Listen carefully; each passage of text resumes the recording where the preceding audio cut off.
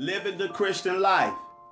In the book of Romans, chapter 12, verse 3 says, "For by grace given me, I say to every one of you, do not think of yourself more highly than you ought, but rather think of yourself with sober judgment, in accordance with the measure of faith God has given you." Paul has written that those of us who has received God's awesome mercy in Christ should change the way we lead our lives. In fact, he has urged us to sacrifice how we use our bodies and our minds. We should seek to be used by God for his purposes and see the world through the lens of what he wants instead of what we want. Paul writes that this begins with seeing ourselves as we really are.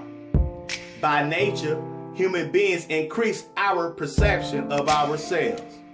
We are forever at the center of our own mind's eyes, always measuring everything we see and hear against the standards of our own perspective. Now, Paul notes that one of the ways our minds must be transformed is in developing the ability to see ourselves correctly. We must develop sober judgment or an objective eye. We need to be honest with ourselves about what we're good at and what we are not.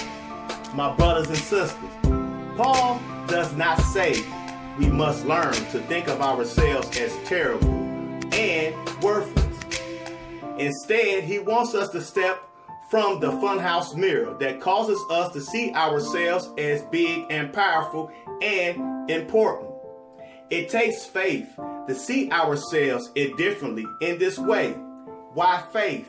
He will go on to show that we must see ourselves truthfully so that we can trust God to do through us what we have been gifted for.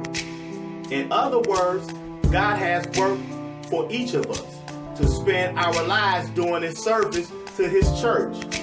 A view of ourselves will only get in the way of the truly powerful thing God intends to do through us. Amen. Living the Christian life. God bless.